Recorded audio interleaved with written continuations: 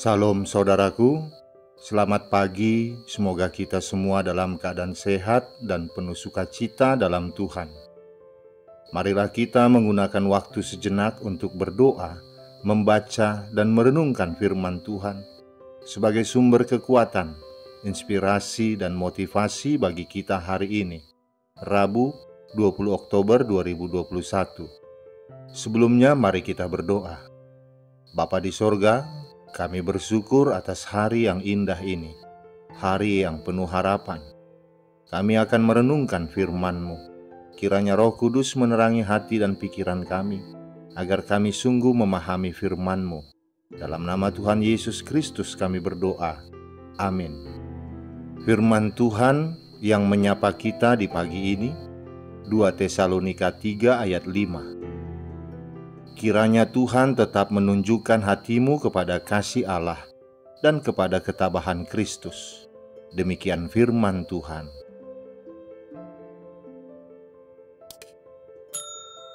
Saudaraku, Rasul Paulus menyadari tantangan yang akan dihadapi jemaat di Tesalonika dan semua orang percaya.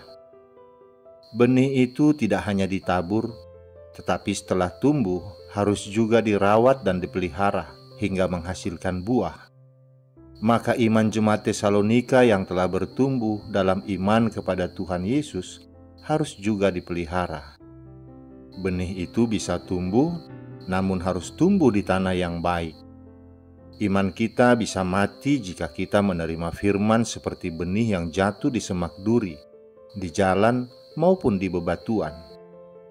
Melakukan firman Tuhan adalah hal yang tidak bisa ditawar lagi untuk pertumbuhan iman kita. Tidak hanya melakukan firman Tuhan, tetapi kita juga perlu untuk menunjukkan hati pada kasih Allah dan ketabahan Kristus. Pernahkah kita merenungkan bagaimana kasih Allah yang besar dalam hidup kita? Pernahkah kita merenungkan bagaimana Tuhan Yesus merendahkan dirinya dan mati di kayu salib untuk menyelamatkan kita? Saudaraku, tidak sedikit orang yang mengalami kegagalan dalam iman yang disebabkan oleh berbagai faktor, baik dari dalam diri maupun dari luar. Faktor dalam diri yang dimaksud salah satunya adalah ketidakmampuan atau ketidakmauan seseorang dalam mengelola tantangan-tantangan yang dihadapi, sehingga menghasilkan keputusan-keputusan yang keliru.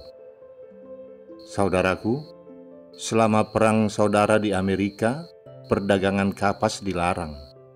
Meski demikian, beberapa pedagang rakus mencoba membeli kapas di selatan dan membawanya ke utara dengan keuntungan yang berlipat-lipat. Salah seorang dari pedagang itu mendekati kapten kapal Mississippi dan menawarkan $100 jika dia mau mengangkut kapas itu. Kapten itu menolak, sambil mengingatkan pedagang kapas itu bahwa perdagangan itu melanggar hukum. "Saya akan membayarmu $500, kata pedagang itu. "Tidak," bentak kapten itu. "Baiklah, saya naikkan $1.000, rayu pedagang itu. "Tidak," kapten itu mengulangi jawabannya. "Oke, saya akan memberimu $3.000, desak pedagang itu. Sampai di situ, kapten itu mengambil pistolnya dan menodongkan ke penggodanya dan berteriak, "Keluar dari kapal ini. Kamu sudah mendekati harga yang saya inginkan." Tindakan kapten kapal Mississippi itu menunjukkan bahwa harga dirinya tidak bisa dibeli.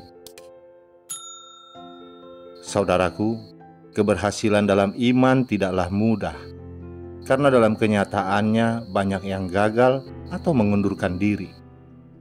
Melihat realitas tersebut, Rasul Paulus mendoakan jemaat di Tesalonika agar Tuhan menolong mereka tetap kuat dalam iman melalui hati yang senantiasa tertuju pada Allah dan teladan ketabahan Kristus.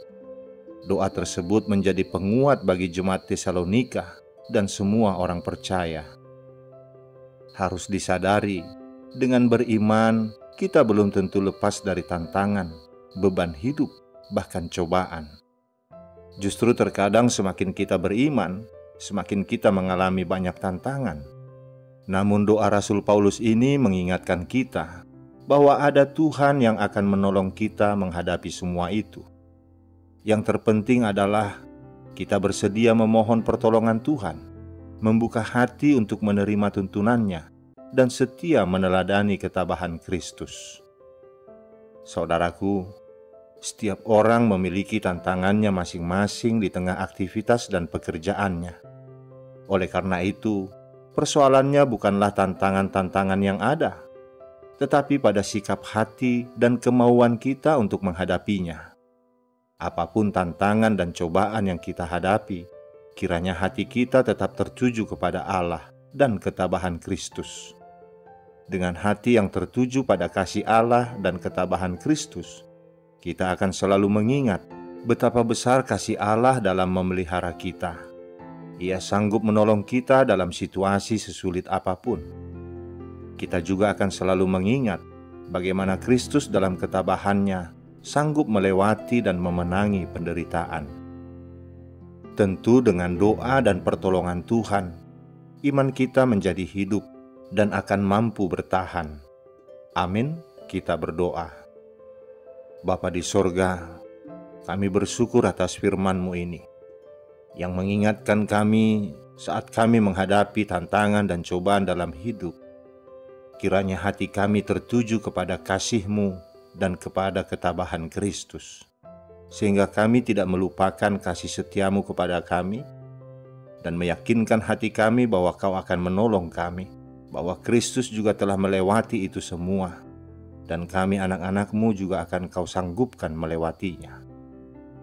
Biarlah iman kami terus bertumbuh Bapa di dalam percaya kepadamu, dan meneladani anak-Mu Tuhan Yesus Kristus.